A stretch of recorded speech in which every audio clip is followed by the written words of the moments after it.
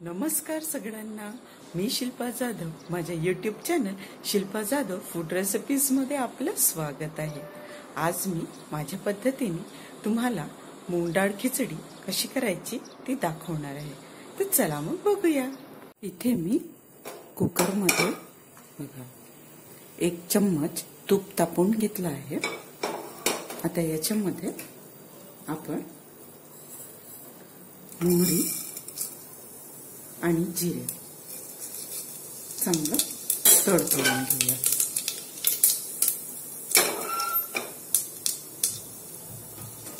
जिरे मोहरी व्यवस्थित झाले की ठेचलेले लसूण टाकून घेऊया.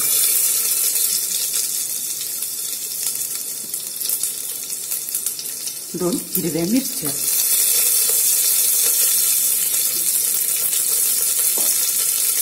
थोडं हिंग,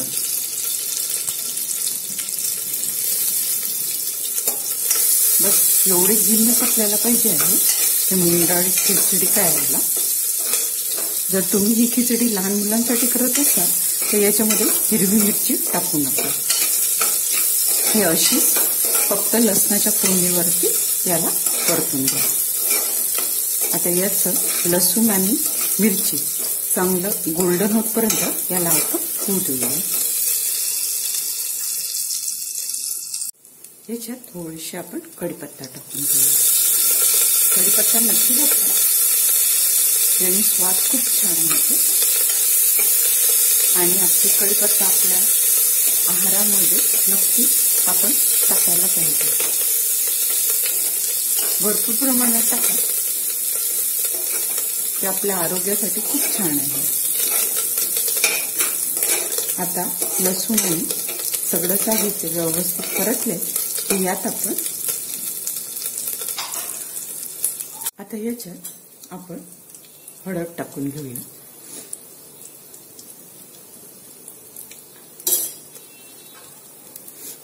हळद पण छान याला परतून घ्यायची.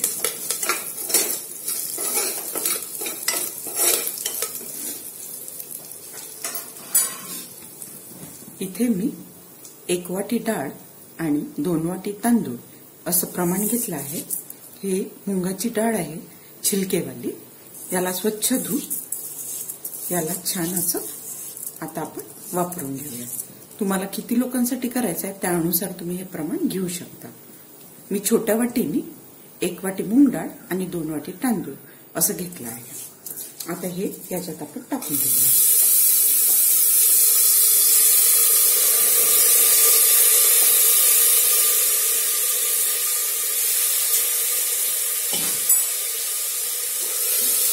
आता याला पण परतून घेऊ.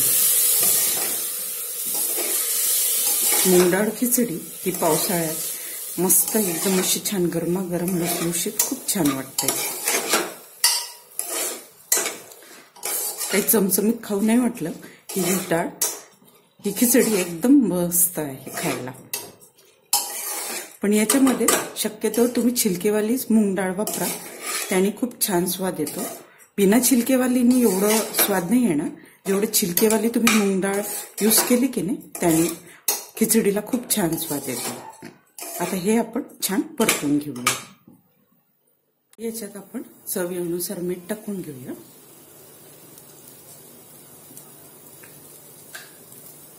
आणि याला पण छान परतून घेऊ. भात जेवढा चांगला परतला तेवढं चांगलं मऊ खिचडी होतं. आता तुम्हाला ही पातळ करायची आहे की थोडी अशी सुटसुटीत करायची आहे त्यानुसार तुम्ही जेव्हा पाणी यूज कराल त्या अकॉर्डिंग तुम्ही करू शकता. मी हे थोडीशी सुटसुटीत करणार आहे आणि त्या हिशोबाने मी पाणी टाकणार आहे.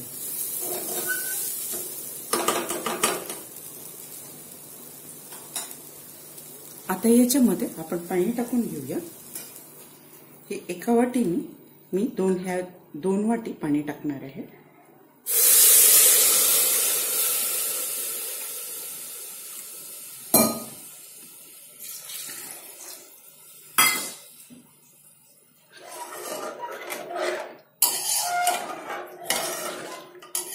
त्याला मिक्स करून घेऊ.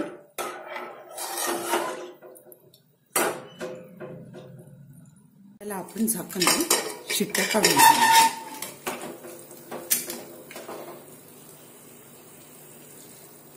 याला कमी फ्लेमवर ठेवून 3-4 शिट्ट्या काढायच्या आणि त्यानंतर कुकर थंड होऊ द्यायचं. पण हे थंड झालं आहे. आता आपण बघून घेऊया. आपली खिचडी तशी मस्त एकदम रेडी आहे.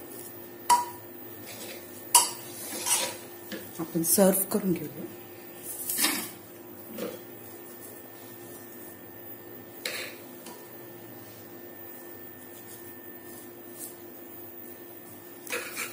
मोकळी केली आहे.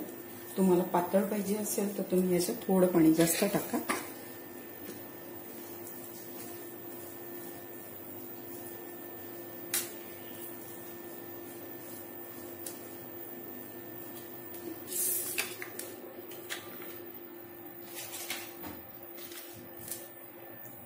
आपली गरमागरम खिचडी रेडी आहे. लोणचं पापड याच्यासोबत आपण मस्त एन्जॉय करू शकतो. तुम्ही नक्की ह्या पद्धतीने करून बघा. रेसिपी आवडल्यास लाईक, शेअर आणि कमेंट करा. आणखी तुम्हाला कोणती रेसिपी बघायला आवडेल मला कमेंट करून नक्की सांगा. स्वस्थ राहा आणि मस्त खा. थँक्यू.